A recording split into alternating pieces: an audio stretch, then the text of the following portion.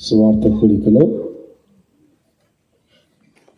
దేవుని పరిశుద్ధ గ్రంథంలో నుండి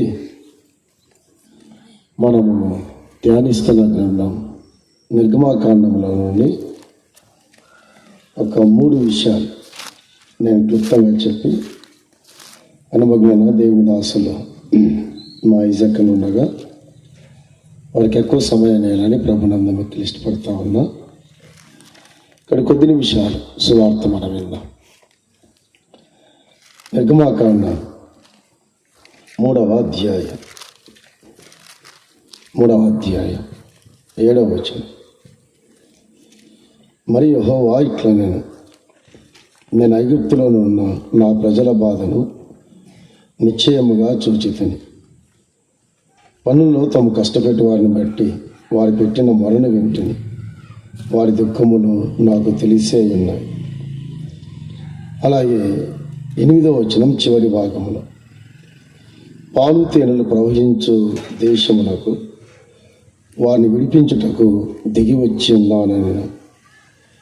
నిర్గమాకాండం 32వ అధ్యాయం. నిర్గమాకాండం 32వ అధ్యాయం 32వ వచనం. అయ్యో, నువ్వు వారి పాపమును ఒకవేళ పరిహరించితివా, లేని ఎడల నువ్వు రాసిన నీ గ్రంథంలో నుండి నా పేరు తుడిచివేయమని బతిమాలు కొనుచున్నానని. 33వ అధ్యాయం 14వ వచనం.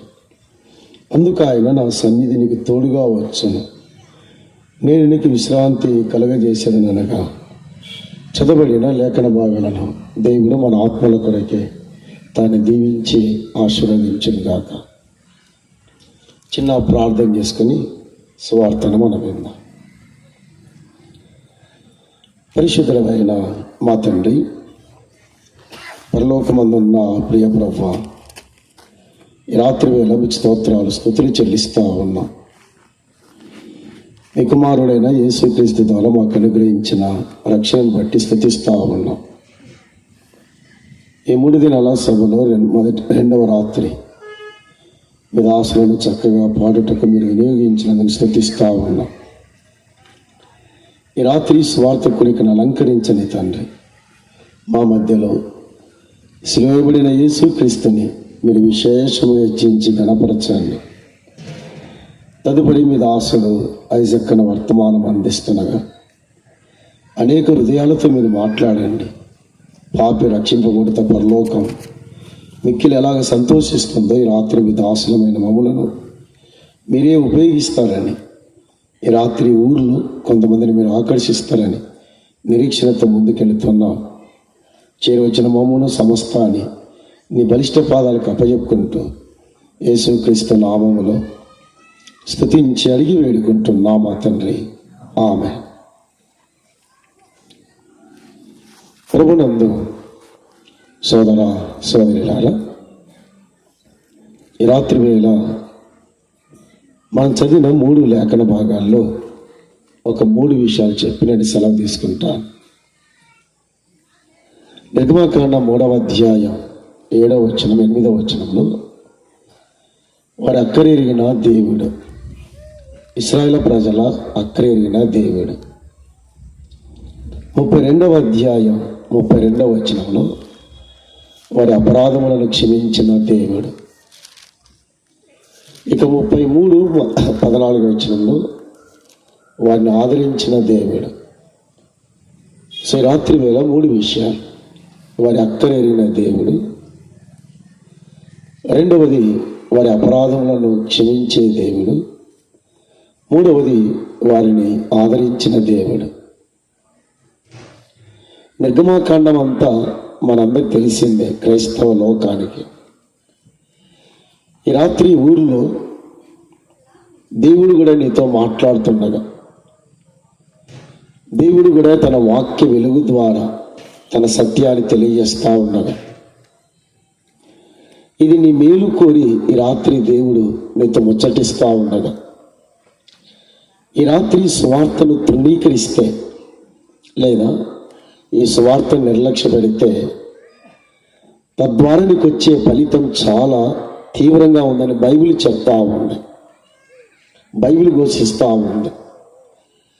దేవుడు మానవుని మేలు కోరి పలుమార్లు ఈ ప్రాంతములో, ఈ స్థలములో సువార్త వినిపిస్తూనే ఉన్నాడు.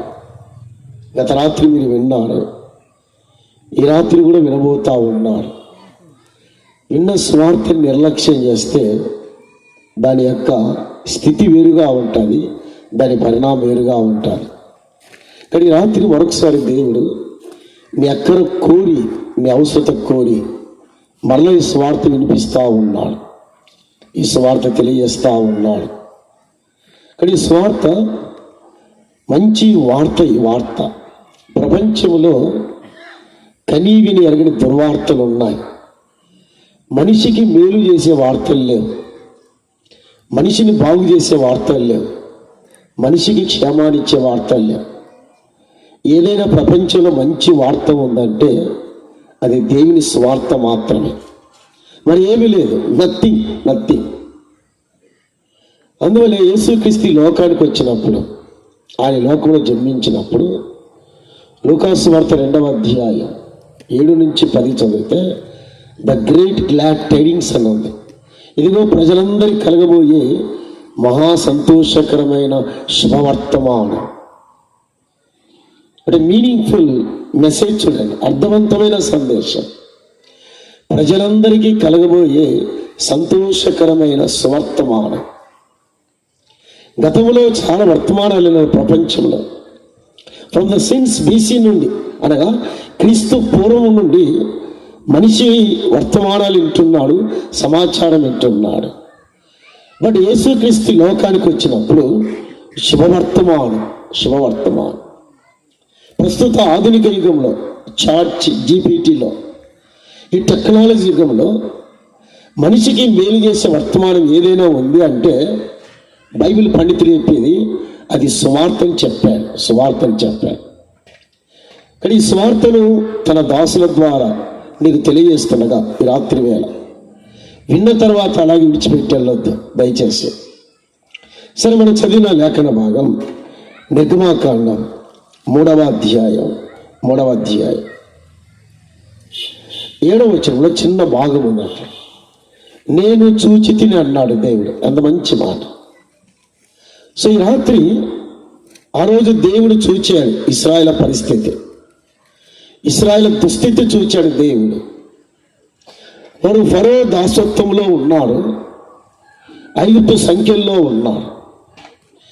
400 ఏళ్ళు పెచ్చుగానే ఉన్నారు వాళ్ళు. బట్ వారికి పౌరస్థితి లేదు. విచారకరం.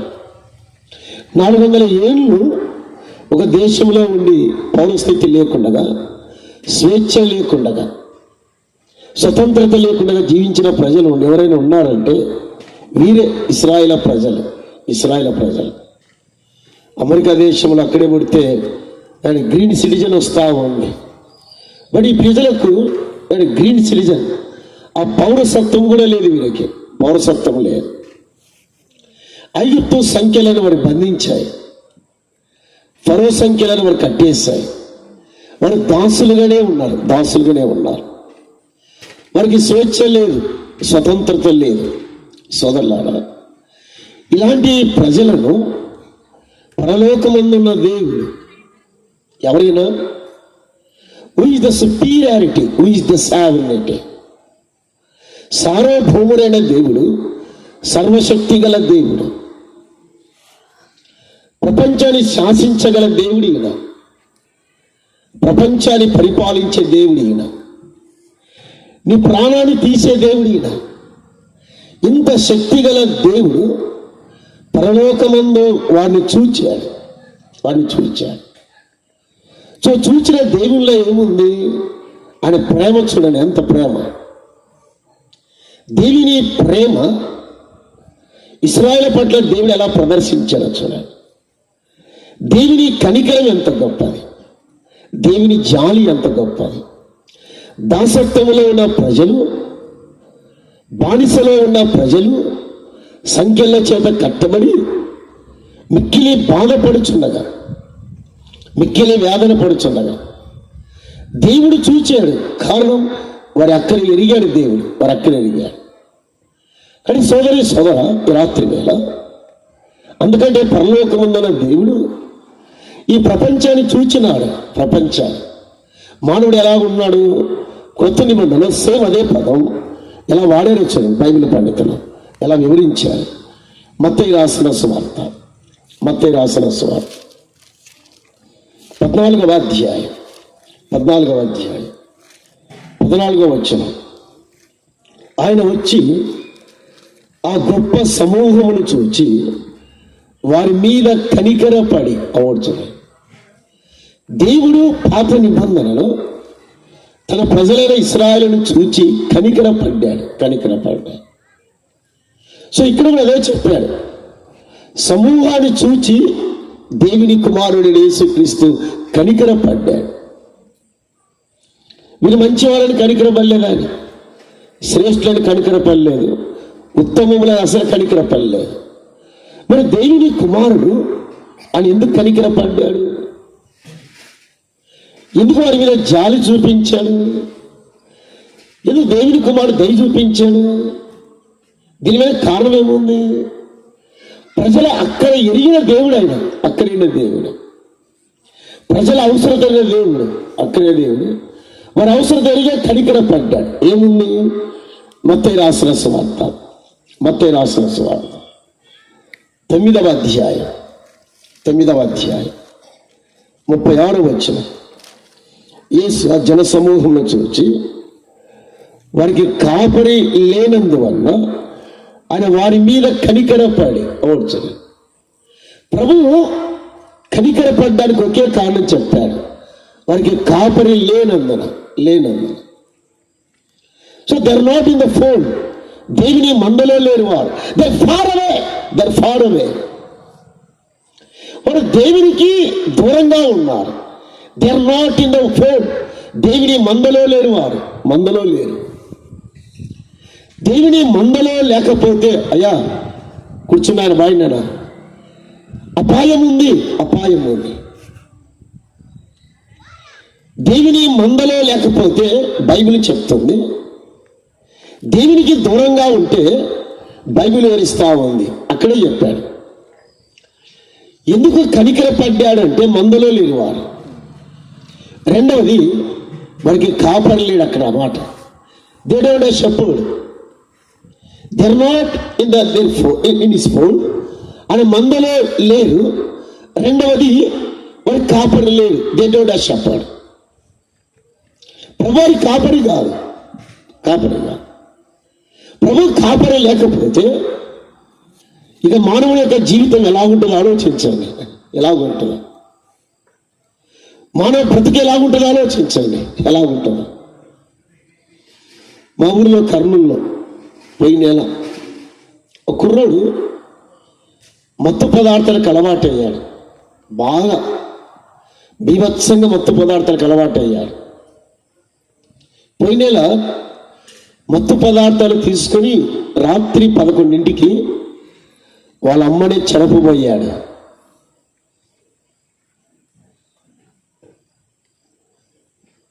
వాళ్ళ అమ్మను హత్య చేయబోయాడు. ఈ రాత్రి అందువల్ల దేవుని మీద కనికరపడుతున్నాడు. వాళ్ళమ్మ తప్పించుకొని స్టేషన్కి వెళ్ళి వాళ్ళ కుమారుని జైలుకి పంపించింది. మా ఊరిలో కర్నూలులో మాకు దగ్గర ఉన్న సమీపంలో మానవుడు ఏ స్థితికి వెళ్ళాడో చూడండి.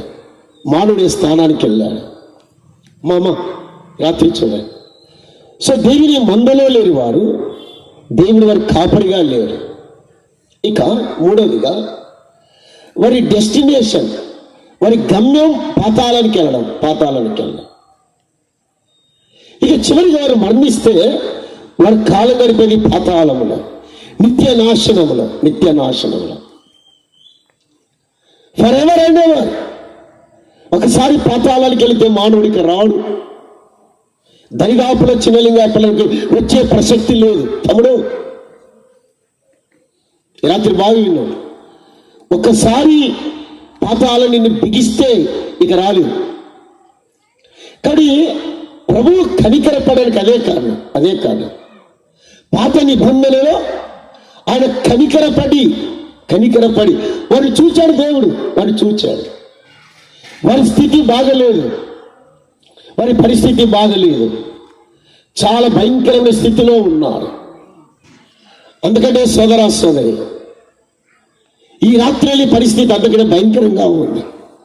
ఇశ్రాయేలు పరిస్థితి కంటే ఈ రాత్రి పాపమానుడి యొక్క స్థితి, పాపమానుడి పటం చాలా భయంకరంగా ఉంది.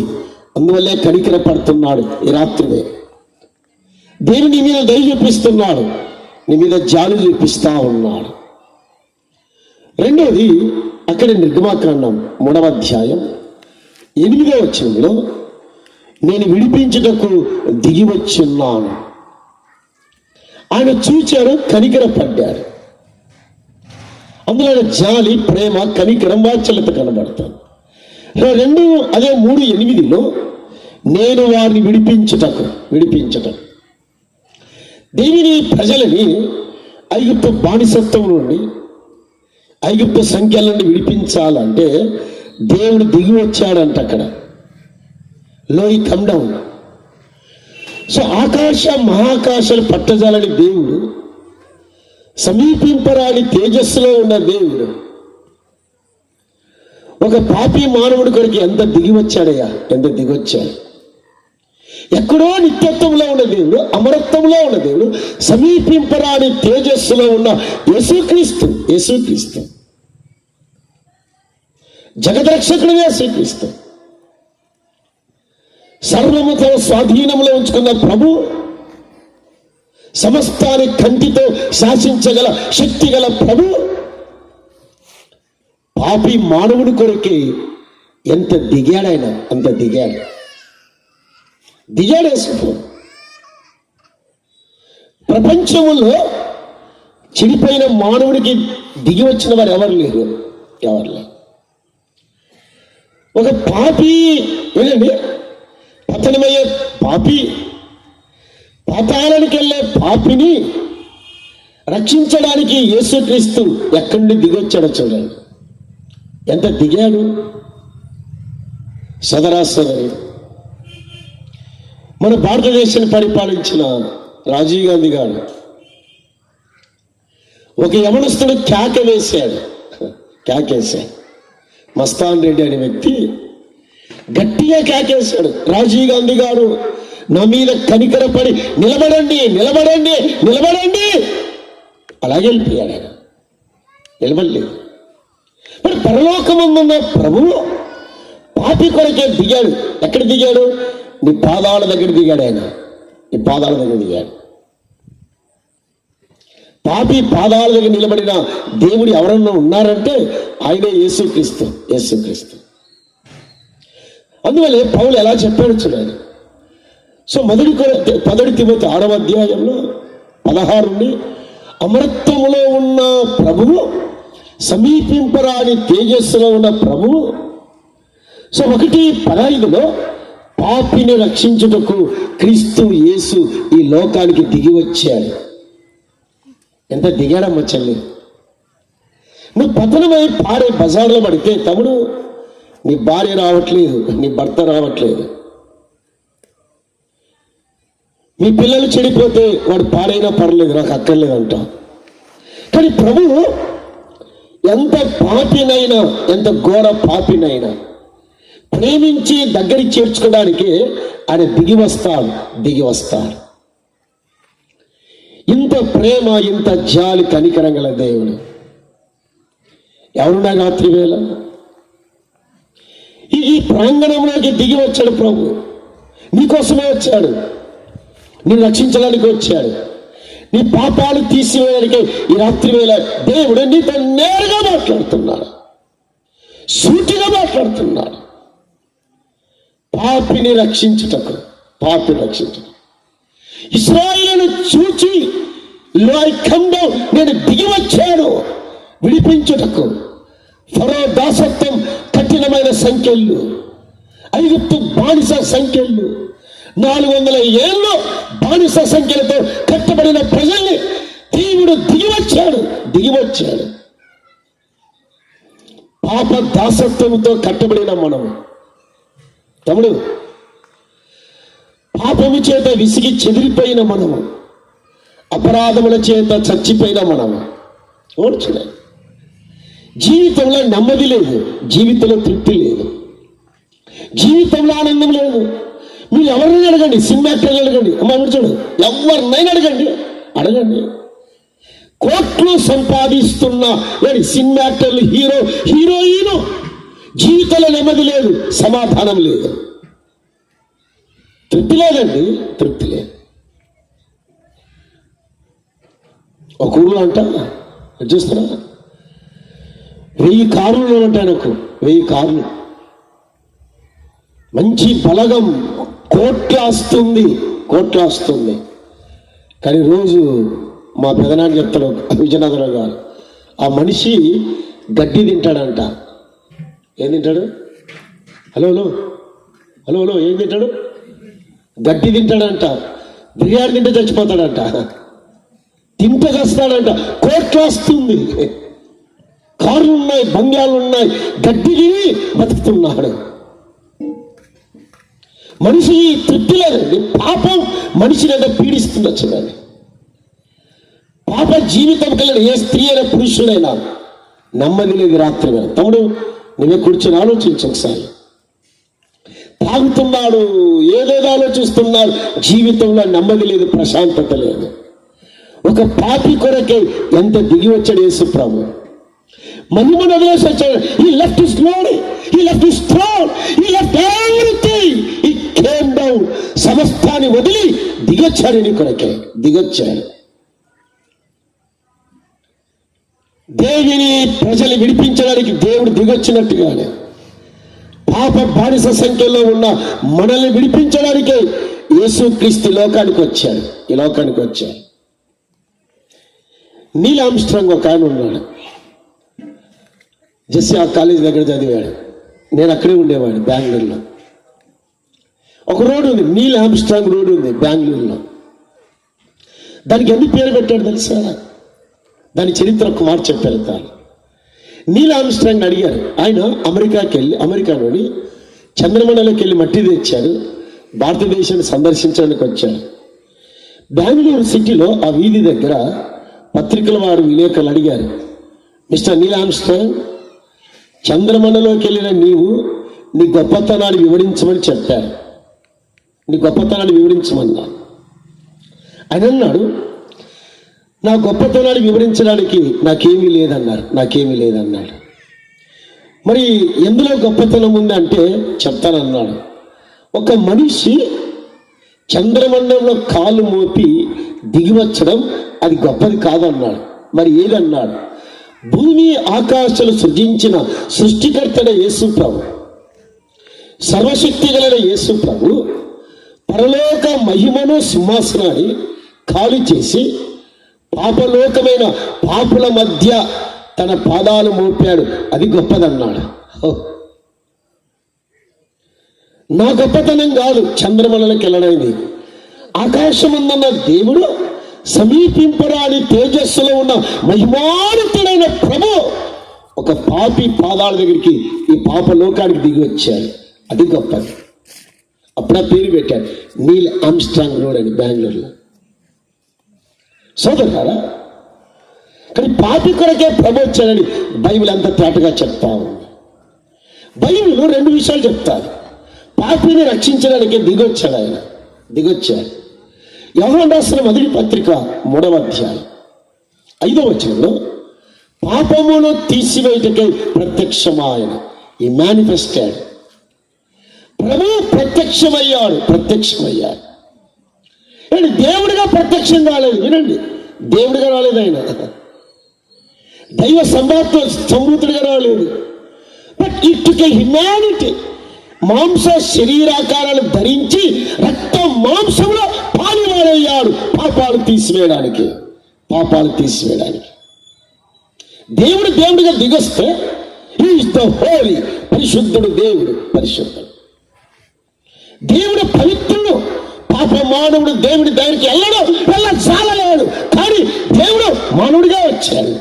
మానవ మేధస్ కన్నదు, మానవ బుర్ర కన్నదండి. దేవుడు మానవుడిగా రావడం ఏంది? దేవుడు శాసించవచ్చు అక్కడి నుండే, దేవుడు ఆజ్ఞాపించవచ్చు దేవుడు, కానీ దేవుడు మానవుడిగా వచ్చాడు. కారణం పాపమును తీసివేయటకై ఆయన రక్త మాంసములు పాలివాడయ్యాడు. నీ అక్కర నా అక్కర ఎరిగి దేవుడు చెల్లి, మన అక్కర ఎరిగి అవసరత ఎరిగి దేవుడు మానవుడిగా వచ్చాడు. అర్థం చేసుకుని రాత్రి వేళ దేవుడు తమాషాలు చేయి. దేవునితో నిన్ను ప్రేమిస్తున్నాడు దేవుడు, నీ మీద దయ చూపిస్తున్నాడు, నీ మీద జాలి చూపిస్తున్నాడు ఈ రాత్రి వేళ. కానీ మొదటిది వాడి అక్కర ఎరిగి దేవుడు దిగొచ్చాడు. పాపులమైన మన అవసరత ఎరిగి, పాప శాపముతో పాతాళానికి వెళ్ళి మన అవసరత ఎరిగి దేవుడు తన కుమారుని పాప శరీరాకారముతో పంపాను. అందువల్ల అందరూ క్రైస్తవ కీర్తన పాటలు చాలా బాగుంటాయి. అవి ఎవరు పాడరు, ఏదేదో పాడతారు. మనం పులిపాక జగన్ దగ్గర ఒక పాట రాస్తూ, దేవిని ప్రేమ ఇదిగో జనులార భావంబుది, గొల్లపల్లి నతానేలు గారు ఎంత బాగా రాశాడయ్యా. దేవిని ప్రేమ ఆ పాటలో వివరించాడు. దేవిని ప్రేమ, కల్వరి ప్రేమ, పశ్చాత్త ప్రేమ, ఆ కల్వరి గిరిలో దేవుని ప్రేమను వర్ణించాడు గొల్లపల్లి నతానేలు గారు. అందువల్ల చౌదరి పురుషోత్తం గారు అన్నట్టుగా,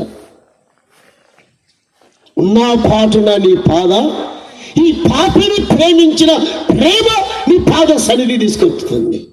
తాగుబోతు చౌదరి పురుషోత్తం, లైంగిక కోరికలకు బానిసైన వ్యక్తి దేవుని సువార్త వింటూ దేవుని వాక్యాన్ని ఆలకిస్తూ ఉన్నా పాటున నీ పాద సన్నిధికి వస్తున్నాను, ఈ ఘోర పాపి కొరకై దిగొచ్చా. సోదరా సోదరి, దేవుని ప్రేమ అర్థం చేసుకోండి. చిన్నగా పిల్ల గ్రామస్తులారా అర్థం చేసుకుని రాత్రి ధృవీకరించవద్దు. వాడి అక్కడే ఎరిగిన దేవుడు దర్శాలు. ఇక రెండవదిగా ముగించేద్దాం. తమ్ముడు మాట్లాడు, తమ్ముడు. రెండవదిగా 32వ అధ్యాయం 32వ వచనంలో వారి అపరాధములను క్షమిస్తున్నానన్నాడు దేవుడు. 32వ అధ్యాయంలో దేవుని ప్రజలు పాపం చేశారు. దేవుడు చూస్తుండగా పాపం చేశారు. దేవుని వ్యతిరేకంగా నిలబడ్డారు. అమ్మా, దేవునికి భిన్నంగా ప్రవర్తించారు. దేవుడు అన్నాడు, మోషే ఈ ప్రజలను చంపేస్తా అన్నాడు. దేవుడు ఏకంగా చెప్పాడు, ఐ విల్ కిల్ దెమ్, నేను చంపేస్తాను. పాపము చేసిన వ్యక్తి చంపబడాలి. అది బైబిల్ చెప్తున్నది, ధర్మశాస్త్రం చెప్పేది కూడా అదే. లా చెప్పేది పాపం చేసిన వ్యక్తి చంపబడాల. పాపం చేసిన వ్యక్తి మీద శిక్ష ఉంది. దేవుని కోపం, ఆవేశం దేవుని ప్రజల మీదకి వచ్చింది 32వ అధ్యాయంలో. కానీ 32వ అధ్యాయంలో ఒక వ్యక్తి నిలబడ్డాడు. ఆయన పేరు మనందరూ తెలుసు, మోషే నిలబడ్డాడు. He is the mediator between God and his people. A man stood before God and his people. A man stood, నిలబడ్డాడు మనిషి. దేవుని రౌద్రం, కోపం, శాపం ప్రజల మీదకి వస్తుంటే మోషే నిలబడ్డాడు. దేవా ఈ ప్రజలను శిక్షించక ముందు మై హంబుల్ రిక్వెస్ట్, నా విధేయత మనవి, దేవా వీరిని శిక్షించదలిచిన ఎడల నా పేరు నీ జీవ గ్రంథము, నీవు రాసిన నీ జీవ గ్రంథములో నుండి నా పేరు రబ్జై తుడిచివేయి. మనందరికీ తెలుసు, ఎవరి పేరు జీవ గ్రంథములో రాయబడినాడు కనబడని వాడు అగ్ని గుండములో పడద్రోయబడును. బుక్ ఆఫ్ రెవల్యూషన్, ప్రకటన గ్రంథములో రాయబడిన మాట, ఎవరి పేరు ఆధార్ కార్డు పేరుండొచ్చు, జనాభా సంఖ్య పేరుండొచ్చు, అన్నిటిని పేరుండొచ్చు. దేవుని గ్రంథం, వారి జీవ గ్రంథం, పరలోక గ్రంథంలో నీ పేరు లేకపోతే హలో చచ్చిపోయిన తాగిన తర్వాత ఎక్కడికి వెళ్తూ ఆలోచించి రాత్రి వేళ మీసం తిప్పిన మునగాడైన దేవుని ఎదుట వంగాల్సిందే. తమ్ముడు, అంత దూరం తెచ్చుకోవద్దు, దేవుడి దెబ్బ ఎక్కువ ఉంది. బట్ మోషే నిలబడ్డాడు. దేవా, నా పేరు తుడిచేయి. సోదరులారా, మోషే ప్రభుని గురించి మాట్లాడుతున్నాడు. ఆయన కుమారుడైన యేసుక్రీస్తు, ముగిస్తాను, దేవుని దాసునికి ఇచ్చేద్దాం. ఆయన కుమారుడైన యేసుక్రీస్తు సర్వలోక మానవుల పాప పరిహారార్థం కొరకే భూలోకాన్ని దిగొచ్చాడు. మనకు తెలుసు. ఈ నో బ్రదర్, మోషే నిలబడ్డాడు దేవునికి ప్రజల మధ్య బతిమలాడుతున్నాడు. Is a pleading, interceding. Lord, remove my name from the life of both. నీ జీవ గ్రంథంలో నా పేరు తీసేయి, తొలగించాయి. యేసుక్రీస్తు మోషే కంటే శ్రేష్ఠుడని మనం పాడతాం. Jesus is better than Moses. Forever and ever he is better than all the heroes of faith. విశ్వాస వీరులందరికంటే శ్రేష్ఠుడు యేసు ప్రభు. జెస్సీ ప్రార్థన చేస్తారు తన్మయమైన ఈ నామములో అండర్ హిస్ నేమ్ ఈ నామములో రక్షణ మరే నామములో లేదు. యేసుక్రీస్తు ఎలా వచ్చాడు? తమ్ముడు వినండి. మధ్యవర్తిగా పూట కాపరిగా నిలబడ్డాడు ప్రభు. He was the mediator between God and sin people. పాప మానవునికి దేవుని రౌద్రం, ఉగ్రత, శాపం రావాలి. చెల్లి భయమేనా? నేను ఒక సినిమా చూస్తే మా తల్లిదండ్రులను శిక్షించాను, ఇంట్లో నుంచి నెట్టేశారు. జస్ట్ ఒకే సినిమా నా లైఫ్లో వెళ్ళాను, థియేటర్కి వెళ్ళాను. ఒక్కసారి సినిమాకి వెళితే మా నాన్న మా అమ్మ ఇంట్లో నుంచి తరిమేశారు, మాకు అవసరం లేదని. చెల్లి తమ్ముడా, ఇన్ని పాపాలు చేస్తున్నా నిన్ను దేవుడు తరిమేయచ్చు కదా. హలో, దేవుడు శిక్షించవచ్చు కదా. తాగి బజార్లో పడి, పాపము చేస్తూ బజార్లో పడి, జీవితంలో చితికి నలిగిపోయిన నిన్ను దేవుడు శిక్షించవచ్చు, దేవుడు నిన్ను గాయపరచవచ్చు, దేవుని నరకాన్ని పంపచ్చు.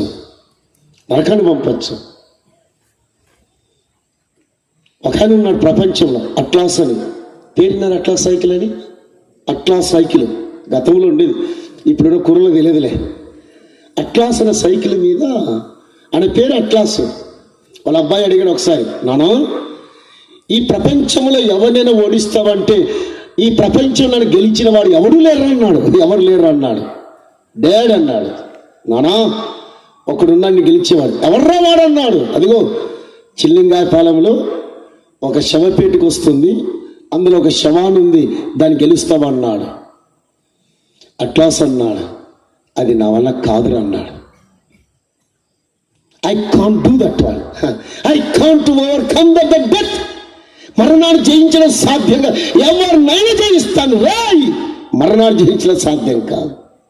తమ్ముడు, నిత్య పాతాళం అగ్నిగుండానికి వెళ్ళవలసిన మనము యుగాలు పాతాళములో అగ్ని గుండములో రాత్రింబగలు రొమ్ము గుద్దుకొని పళ్ళు కొరికెట్టాడు వెళ్ళాల్సిన మనము, క్రీస్తు నిలబడ్డాడు ఆకాశానికి భూమికి మధ్య నిలబడ్డాడు. ఆయన దేవుని ఉగ్రత, రౌద్రం, శాపం మన మీదకి రావలసి ఉండగా, తండ్రి వీరేమి చేస్తున్నారు, వీరిని ఎరుగరు గనుక వీరిని క్షమించు.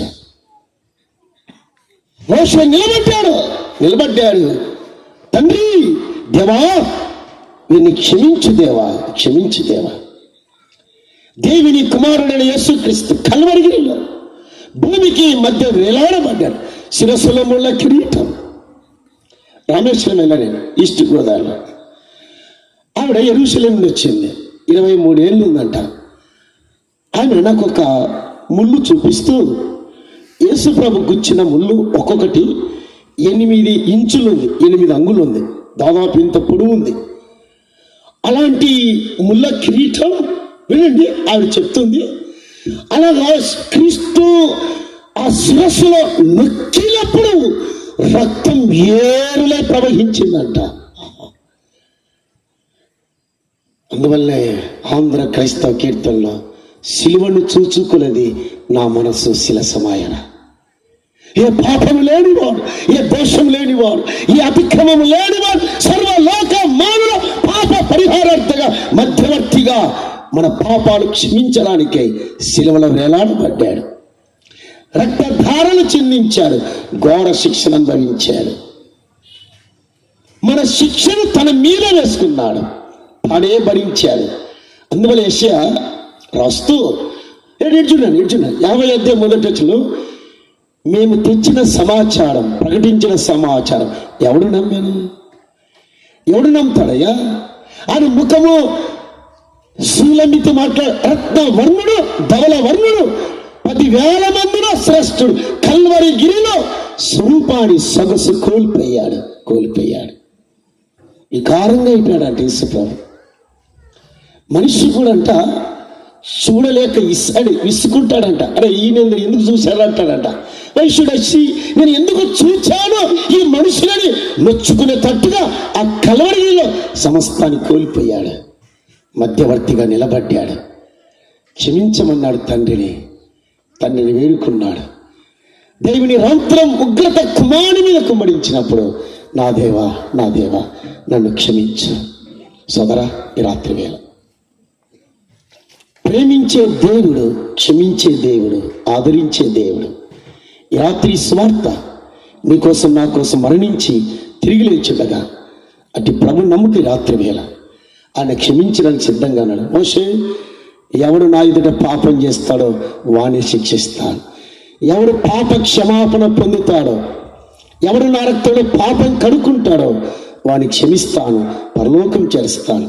ఈ రాత్రి దేవుని దాసులు ఐజాక్ సువార్త వినిపిస్తుండగా నేటికి మారు మనసు పొందుకున్నట్లయితే ఈ రాత్రి యేసయ్యను నమ్ముకోవాలని ప్రభుపేట మనవి చేస్తున్నాను. దేవుడి లేఖన భాగాన్ని దీవించి ఆశీర్వదించుగాక. ప్రార్థన. పరిశుద్ధుడైన తండ్రి, నేను స్తుతిస్తా ఉన్నా. ఒక పాపి కొరకై సమస్తాన్ని త్యాగం చేసి దిగి వచ్చారు. మీ దాసులు ఐజాక్ వాక్యం అందిస్తుండగా సహాయం దయచేయమని, కొన్ని ఆత్మలు మీరు స్పందించండి, పరిశుద్ధ ఆత్మ ద్వారా ఆకర్షించమని, చేరవచ్చిన వారిని ఆశీర్వదించమని యేసుక్రీస్తు నామములో స్తుతించి అడిగి వేడుకుంటున్నాం తండ్రి. ఆమేన్.